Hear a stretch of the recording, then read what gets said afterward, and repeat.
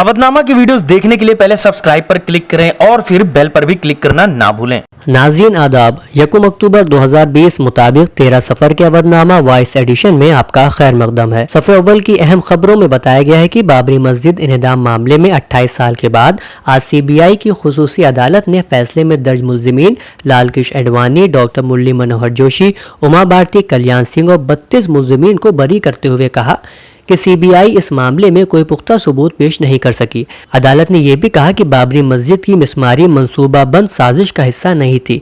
मुल्जिमीन ने ढांचे को मुनहदम करने पर आमादा भीड़ को खामोश करने की कोशिश की।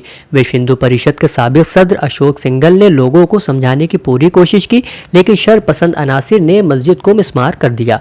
इस फैसले पर सदर जमीयतुल उलमा हिंद मौलाना मदनी ने कहा कि यह फैसला हैरान कुन है, क्योंकि दिन की रोशनी में बाबरी मस्जिद को शहीद किया गया और दुनिया ने देखा कि किन लोगों ने अमल अंजाम दिया।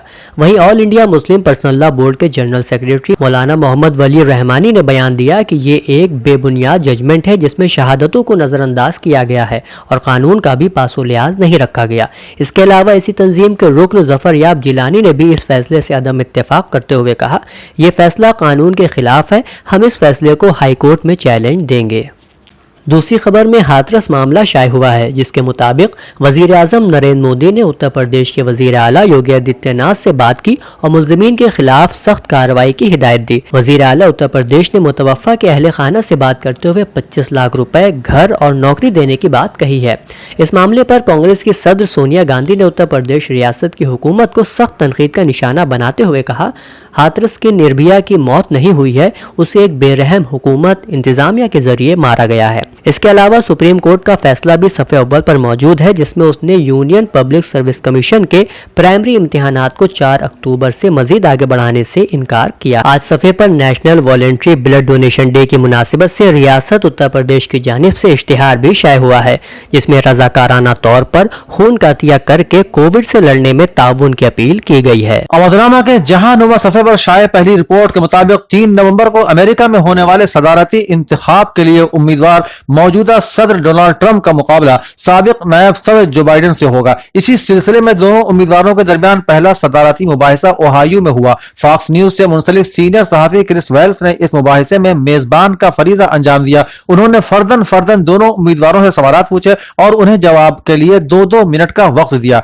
ताहम जवाब देते हुए दोनों सदारती उम्मीदवार एक दूसरे से उलझते हुए नजर आए, जिस पर क्रिस वेल्स ने मुदाखलत करके उन्हें ज़ाबते के मुताबिक जवाब देने को कहा। इस मुबाहिसे के आगाज से पहले दस्तूर के मुताबिक दोनों सदारती उम्मीदवारों ने मुसाफा नहीं किया, जिसकी वजह कोरोना वायरस की वबा की वजह से समाजी दूरी के ज़ाबते पर अमल करना बताया गया। ट्रंप और जो बाइडेन का यह पहला मुबाहिसा बदनज़मी और तकरार की नजर हो गया। अमीर कुवैत शेख सबाह अल अहमद अस-सबाह का इंतकाल होने की खबर है। कुवैती ऐवान शाही ने बताया कि 91 साला अमीर कुवैत शेख सबाह अल अहमद अल जाबिर अस-सबाह का इंतकाल हो चुका है। शेख सबाह 23 जुलाई 2020 को इलाज कराने के लिए अमेरिका गए थे। उन्होंने कुवैती स्कूलों में तालीम हासिल की थी। 16 फरवरी 1978 को नायब वजीर आजम बनाए गए। अक्टूबर 1992 में वजीर आजम के नायब अव्वल तैनात हुए। फिर 2003 में वजीर आजम बनाए गए और 29 जनवरी 2006 को अमीर कुवैत की हैसियत से मुल्क भर के अवाम ने उनके हाथों पर बैत की। मंगल की सुबह जिंदगी की आखिरी सांस तक अमीर कुवैत के ओहदे पर सरफराज रहे। आर्मेनिया ने इल्जाम आयद किया है कि तुर्की ने हमारा जंगी तैयारा मार गिराया है। दूसरी तरफ अनकरा ने तैयारा गिराने की तरदीद की है। तर्जुमान आर्मेनी वजीर दिफा ने इल्जाम आयद करते हुए कहा कि तुर्की के F-16 तैयारे ने आर्मीनिया के सुखोई 25 जंगी तैयारे को मार गिराया। तैयारे में सवार आर्मेनिया का पायलट भी मारा गया। तैयारा मिलिट्री असाइनमेंट पर आर्मेनिया की फजाई हुदूद में ही परवाज कर रहा था। उधर तुर्क सदर के तर्जुमान की तरफ से आर्मेनिया की जानिब से तैयारा गिराने के दावों की तरदीद की गई है और कहा गया है कि तुर्की पर तैयारा गिराने का इल्जाम सरासर बेबुनियाद है। सऊदी वजीर इस्लामी उमूर डॉक्टर अब्दुल लतीफ अल शेख ने कहा है कि तमाम मीकातों पर उम्रे के ज़ायरीन को खुशामदेद कहा जाएगा। उनका कहना था कि इस हवाले से सभी इंतजामात मुकम्मल कर लिए गए हैं। मुताल्लिका इदारों के मुकर्रर करदा SOPs पर अमल किया जाएगा। उन्होंने कहा कि उम्रे की बहाली का शाही फैसला आते ही वजारत ने उम्रे के ख्वाहिशमंद सऊदी शहरियों और मुकीम गैर मुल्कियों की सेहत और सलामती और आराम और राहत के लिए तमाम सहूलतें मुहैया की हैं। एक खबर के मुताबिक चीन ने अपने साहिली इलाकों के साथ बैक वक्त 4 समंदरों में 5 बहरी जंगी मशकों का आगाज कर दिया है। जनूबी बहिरे चीन, मशरकी चाइना सी, شمال میں بوہائی میں یہ مشقیں کی جا رہی ہیں۔ چین کی وزارت تحفظ کے مطابق مشقیں 3 دن جاری رہیں گی اور اس دوران کسی بھی بحری جہاز کو ان علاقوں میں داخلے کی اجازت نہیں ہوگی۔ چین کی ان جنگی مشقوں کو خطے میں جاری کشیدگی کے پس منظر میں بھی دیکھا جا رہا ہے۔ ناظرین، 1 اکتوبر 2020 کے اودنامہ کے صفحہ 3 پر پہلی رپورٹ میں بتایا گیا ہے کہ وزیر اعلیٰ یوگی آدتیہ ناتھ نے کہا ہے کہ ریاست میں اب تک کووڈ-19 کے 1 کروڑ سے زیادہ ٹیسٹ ہو چکے ہیں، جو ایک ریکارڈ ہے۔ انہوں نے کووڈ-19 انفیکشن پر قابو پانے کے لیے ڈور ٹو ڈور سروے، سرویلانس اور میڈیکل ٹیسٹنگ کی کارروائی پوری رفتار سے کرنے کی ہدایت دی ہے۔ انہوں نے کہا کہ ریاستی حکومت کووڈ-19 کے خلاف پوری تیاری کے ساتھ جنگ لڑ رہی ہے۔ وزیر اعلیٰ آج یہاں اپنی سرکاری رہائش گاہ پر ایک اعلیٰ سطحی میٹنگ میں ان لاک بندوبست کا جائزہ لے رہے تھے۔ انہوں نے صاف صفائی اور سینیٹائزیشن کے کاموں کو جاری رکھنے کی بھی ہدایت دی۔ وزیر اعلیٰ نے کہا کہ سرویلانس کے کاموں کی مسلسل مانیٹرنگ کی جائے، یہ کام نہایت اہم ہے، اس لیے اس بات کو یقینی بنایا جائے کہ کسی بھی سطح پر سرویلانس سرگرمیوں میں کوتاہی نہ ہونے پائے۔ ایک دوسری خبر کے مطابق اتر پردیش کے وزیر اعلیٰ یوگی آدتیہ ناتھ نے آج اپنی سرکاری رہائش گاہ پر ورچوئل کے ذریعے مرزا پور، بھدوہی، شاملی، بریلی، امیٹھی اور سنت کبیر نگر میں 6L2 کووڈ اسپتال عوام کو معاونین کیے۔ وزیر اعلیٰ نے کہا کہ یہ سب ریاست میں ٹیم ورک کی وجہ سے ممکن ہو سکا۔ اس ٹیم ورک کا ہی نتیجہ ہے کہ آج ہم 6L2 کووڈ اسپتالوں کو ریاست کے عوام کی خدمت میں وقف کر رہے ہیں۔ انہوں نے کہا کہ اس سے قبل ریاست میں ایسے 36 اضلاع تھے جہاں کوئی وینٹیلیٹر یا HFNC کی سہولت موجود نہیں تھی، اور آج سبھی 75 اضلاع میں وینٹیلیٹر اور HFNC کی سہولت دستیاب ہے۔ وزیر اعلیٰ نے کہا کہ ہمارے سامنے ایک چیلنج تھا، ریاست کی 24 ملین آبادی کو کووڈ-19 انفیکشن سے بچانے اور جانچ صلاحیت کو بڑھانے کی۔ جس ریاست میں جانچ کی کوئی صلاحیت نہ رہی ہو، اس میں یومیہ 1.5 لاکھ ٹیسٹ کروانے کی صلاحیت یہ ظاہر کرتی ہے کہ ریاستی حکومت کووڈ-19 صحت انفراسٹرکچر پر پوری طرح سنجیدگی سے کام کر رہی ہے۔ اتر پردیش کے ایڈیشنل چیف سیکرٹری اطلاعات و داخلہ جناب اونیش کمار اوستھی نے آج یہاں لوک بھون میں پریس نمائندوں سے خطاب کرتے ہوئے بتایا کہ وزیر اعلیٰ نے کہا ہے کہ کورونا کے پھیلاؤ کو کنٹرول کرنے اور مریضوں کو بہتر علاج فراہم کرانے میں integrated command and control centre کا اہم کردار ہے، اس لیے یہ بھی یقینی بنایا جائے کہ سبھی اضلاع کے integrated command and control centre پوری سرگرمی سے کام کریں۔ جناب اوستھی نے بتایا کہ وزیر اعلیٰ نے کہا ہے کہ ہوم آئسولیشن میں رہ رہے مریضوں سے ضلع سطح پر مواصلات کے ساتھ ساتھ وزیر اعلیٰ ہیلپ لائن کے توسط سے بھی رابطہ قائم رکھا جائے۔ انہوں نے صاف صفائی اور سینیٹائزیشن کے کاموں کو سختی کے ساتھ جاری رکھنے کی بھی ہدایت دی۔ اتر پردیش حکومت ریاست میں مائکرو، چھوٹی اور متوسط صنعت MSME صنعتوں کی مربوط ترقی کے لیے 6 MSME پارک بنائے گی۔ یہ پارک آگرہ، کانپور، مراد آباد، اعظم گڑھ، گورکھپور اور وارانسی میں تیار کیے جائیں گے۔ یہ پارک انٹیگریٹڈ انڈسٹریل پارک کے طور پر جانے جائیں گے۔ یہ اطلاع ایڈیشنل چیف سیکرٹری مائکرو، چھوٹی اور متوسط صنعت ڈاکٹر نونیت سہگل نے آج یہاں نریات پروتساہن بھون میں منعقدہ میٹنگ میں دی۔ اتر پردیش کے وزیر جل شکتی ڈاکٹر مہندر سنگھ نے ریاست کی ندیوں میں بڑھتی آلودگی پر بے حد تشویش کا اظہار کرتے ہوئے نمامی گنگے، رہائشی ترقیات، شہری ترقیات اور پنچایتی راج محکمے کے ساتھ مشترکہ عظیم مہم چلانے کی ہدایت دی ہے۔ اس کے ساتھ انہوں نے Uttar Pradesh pollution control board کے افسران سے بھی کہا ہے کہ ندیوں کو آلودگی سے پاک کرنے کے لیے تیار کیے گئے لائحہ عمل میں زیر زمین آب کو آلودگی سے بچانے کے منصوبے کو بھی شامل کیا جائے۔ انہوں نے کہا کہ زیر زمین آبی وسائل کو آلودہ کرنے والی یونٹوں اور افراد کے خلاف سخت سے سخت کارروائی کی جائے، کیونکہ یہ انسانیت کے خلاف جرم ہے۔ اودنامہ کے ادارتی صفحے پر ڈاکٹر سلیم خان اپنے مضمون میں لکھتے ہیں، CBI کی خصوصی عدالت نے اڈوانی، اما بھارتی، کلیان سنگھ سمیت تمام 32 ملزمان کو بری کرنے کا فیصلہ سنایا۔ عدالت نے کہا کہ بابری مسجد کے گنبد پر غیر سماجی لوگ چڑھے ہوئے تھے اور ملزمان نے اس کے لیے کوئی سازش نہیں کی تھی۔ عدالت نے یہ بھی کہا کہ ملزمان نے تو الٹے بھیڑ کو روکنے کی کوشش کی تھی۔ اس فیصلے کو سنانے والی عدالت کو یہ بھی بتانا چاہیے تھا کہ ان غیر سماجی عناصر کا سرغنہ کون تھا۔ یہ انہدامی کارروائی اگر منصوبہ بند نہیں تھی تو ان عناصر کو ایودھیا میں جمع کرنے کے لیے سارے ملک میں گھوم گھوم کر منصوبہ بنانے والے کون تھے؟ کس نے اس بھیڑ کے ذہن میں نفرت کا زہر گھول کر انہیں اس قدر مشتعل کر دیا تھا کہ انہوں نے مسجد کو شہید کر دیا؟ وہ لوگ اگر بھیڑ کو روک رہے تھے تو اس میں ناکامی کی سزا ان کو کیوں نہ دی جائے؟ ان فسطائی دہشت گردوں کی بھی عجب منافقت ہے کہ عوام میں سیاسی فائدہ اٹھانے کے لیے کہتے ہیں کہ ہم نے بابری مسجد شہید کروا دی، اس لیے ہم ہمیں ووٹ دو۔ مظفر حسین غزالی کا مضمون بہار الیکشن سے متعلق ہے، جس میں وہ لکھتے ہیں موجودہ الیکشن کی بات کریں تو اسے کرانے کے لیے احتیاطی تدابیر اختیار کرنے کا اعادہ کیا گیا ہے۔ مثلا ایک بوتھ پر 1500 کی جگہ 1000 ووٹ ڈالے جائیں گے۔ ان کو کور کرنے کے لیے زیادہ پولنگ بوتھ بنائے گئے ہیں۔ وقت 1 گھنٹہ بڑھایا گیا ہے۔ اب صبح 7 بجے سے شام 6 بجے تک ووٹ ڈالے جائیں گے، پہلے 5 بجے تک ووٹ ڈالے جاتے تھے۔ صفحے کا آخری مضمون عظمت علی کا کورونا کے حوالے سے شائع ہوا ہے۔ چودھری معین الدین عارف عثمانی کی شاعری پر چودھری کلیم الدین عثمانی کا مضمون صفحہ 5 پر شائع ہوا ہے، جس میں وہ شاعر کا تعارف کراتے ہوئے لکھتے ہیں چودھری معین الدین عثمانی ندوی کا تخلص عارف ندوی تھا۔ اپنے والد کی صالح تربیت کی وجہ سے ابتدائی عمر سے ہی دیندار تھے اور آخر تک پابند صوم و صلاۃ رہے۔ شہر بارہ بنکی میں قیام کے دوران انہیں ادبی ماحول اور اہل علم و ادب کی صحبت کا زیادہ موقع فراہم ہوا۔ میونسپل بورڈ کے چیئرمین جناب فضل الرحمان قدوئی جناب اقبال سہیل صاحب سے ان کے بہت مراسم تھے۔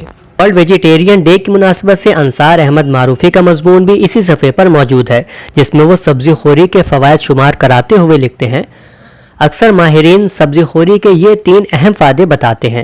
پہلا، سبزی خوری دل کی صحت کی ضامن ہے، اس کی وجہ سے بلڈ پریشر اور ذیابیطس سے بھی بچا جا سکتا ہے۔